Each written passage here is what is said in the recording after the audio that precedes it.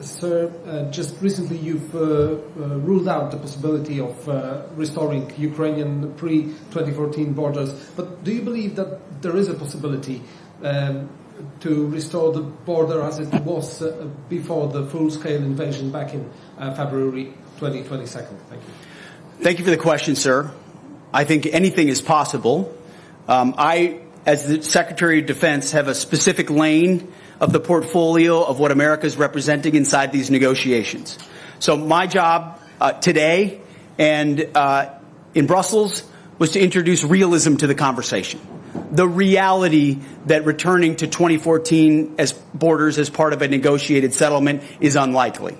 The reality of U.S. troops in Ukraine is unlikely.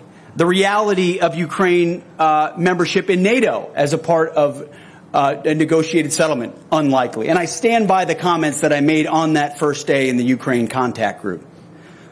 And that's for all the press out there who it's difficult for them to understand that. We stand by the statements we made in reality about the status of U.S. forces or or Ukraine's involvement in NATO and the unlikely nature of that.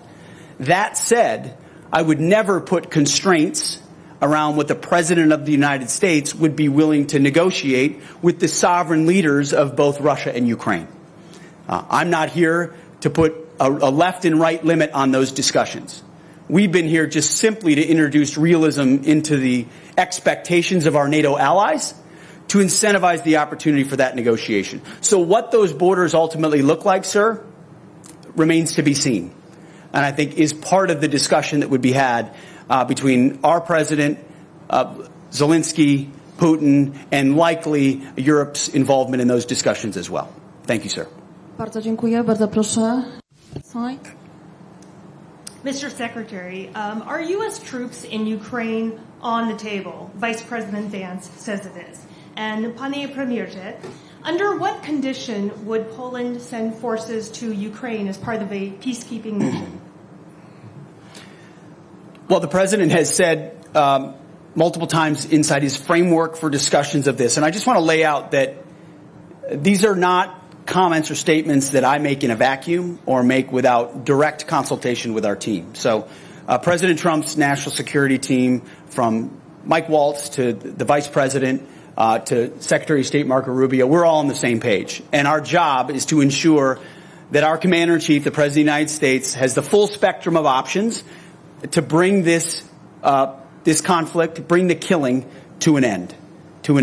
And my message to the Ukraine contact group was, I do not believe, as a part of those negotiations, that U.S. troops will be on the ground. You can say that, and I believe that to be true. I don't believe that's what President Trump has said. That is what he has emphasized, that this is for Europeans to resolve alongside Ukraine and Russia, and that U.S. boots will not be on the ground. Again, negotiations happen. The president has latitude, and what happens in those negotiations is his prerogative because he is the American people's representative on the world stage. There's no daylight in those conversations. There's no daylight between myself and the vice president. We are collective advocates on behalf of the president.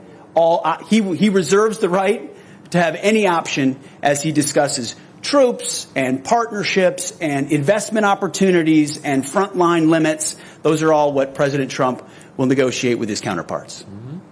Bardzo dziękuję, bo negocjacje się zaczynają. Negotiations just started. I would like to thank for this question. The negotiation which the President Trump chairs is just the first step. We've talked about it. Well, some thought that this is the finale, that this is the end. Well, it was just launched, and it is worthwhile, not only in Poland but also in Ukraine, across the world, to realize. And what just was said by Pete Hegseth, what will be the finale? It is to be seen. It is in front of us.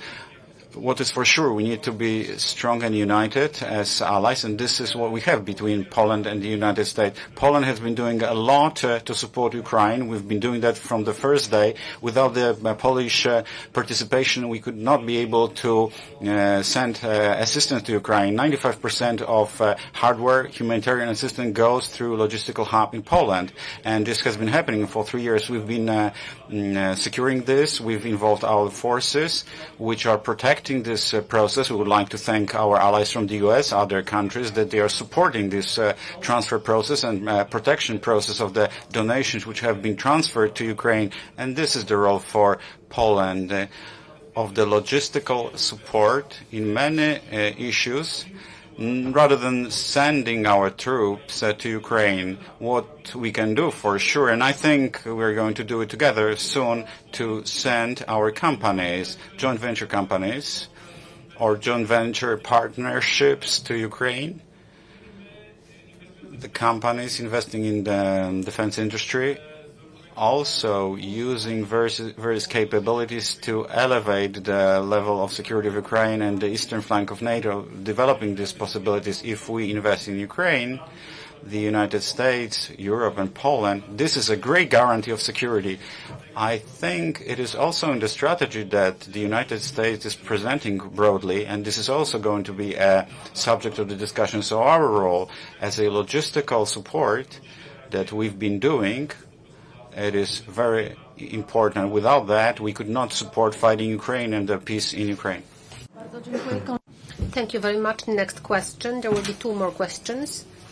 Mr. Secretary, would the U.S. consider lowering troops number in Eastern Europe as a part of deal with Russia, or would it consider giving up its permanent military presence in Poland? Well, I will state definitively, as I did in Brussels, that America is committed to the NATO alliance. Our message has been, and as we discussed, we believe heard loud and clear, that member countries in NATO need to spend more, need to invest more, need to have more skin in the game for their collective defense. That is not just a suggestion from the United States of America. That is a direct request, which we will follow up on as a reflection of their desire and commitment to actually defend their own backyard. That's a serious aspect of NATO becoming a serious alliance in the future. As I mentioned, you can have as many flags as you want, but if you don't have hard power, you're not an actual alliance. And unfortunately, our adversaries look at that and they judge accordingly. Right now, on the continent, the American presence is robust, and it has been, and that partnership is real and important. And the troops that we have here in Poland is an investment in that, is a recognition of that. And frankly, the invitation we receive here, if anything, would make me want to welcome more troops to Poland as the Secretary of Defense. That's not a policy statement. That's just how I feel. The welcome is warm. At the same time, our president is in the middle of negotiations, but he has recognized, as have I, that American presence on the continent is important to deter Vladimir Putin and send that signal of solidarity. But I think it's really important what the Deputy Prime Minister said. This is the beginning of negotiations. Nothing should be... I'm not here to set the terms of how my President of the United States will debate this. I'm here to give him my best military advice alongside him of what may or may not be most useful to reach the peaceful end state that we want. From my perspective, the American troop levels on the continent are important. What happens 5 or 10 or 15 years from now is part of a larger discussion that reflects the threat level, America's posture, our needs around the globe, but most significantly, the capability of European countries to step up. And that's why our message is so stark to our European allies. Now is the time to invest, because you can't make an assumption that America's presence will last forever. America has to stare down a lot of threats, to include, as I've mentioned, the Communist Chinese. And if that's the case, then countries like Poland and others will continue to step up. But as of today, we are very proud of our partnership in Europe. Thank you. Ostatnie pytanie, Fox News, bardzo proszę. Tomlinson, Fox News. These questions are for both you gentlemen. Do you believe the warnings from NATO allies that allowing Putin to keep Ukrainian territory will one day embolden him to launch future attacks or perhaps even invade the eastern flank of the NATO alliance? Is this Yalta 2.0 or perhaps even Munich 2.0?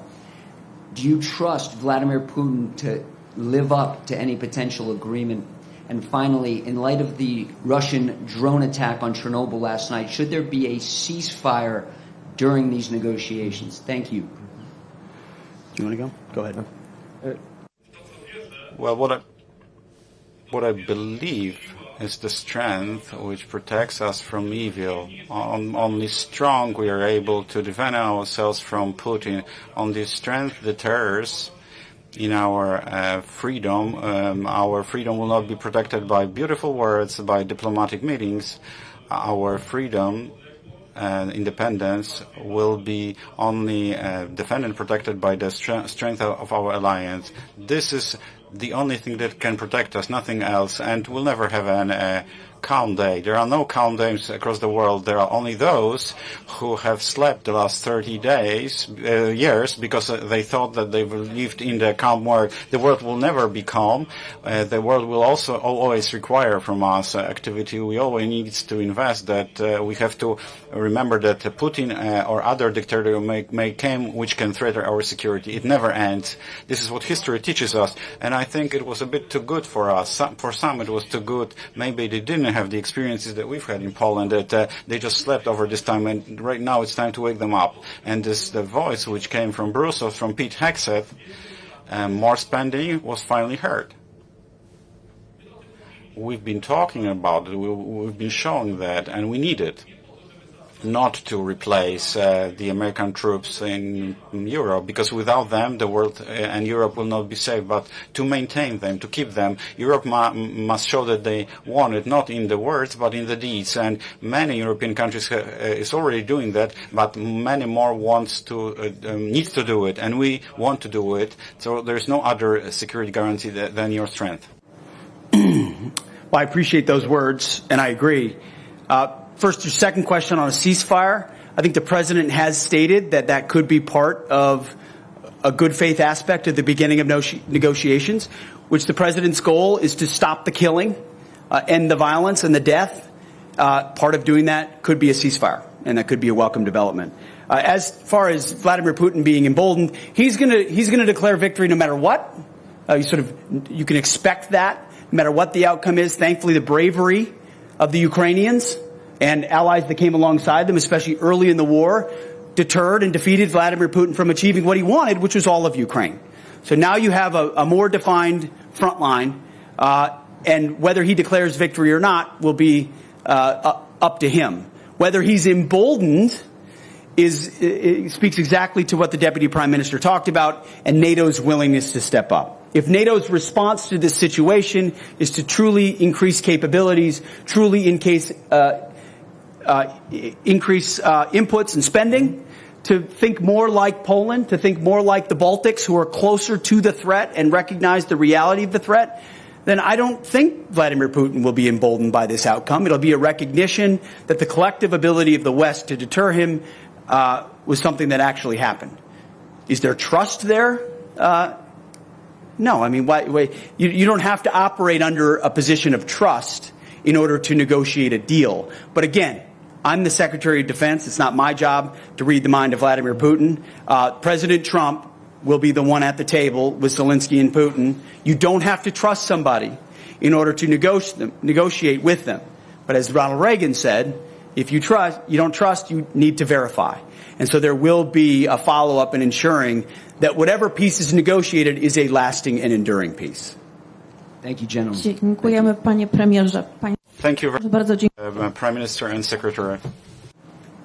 We good? Oh, my goodness.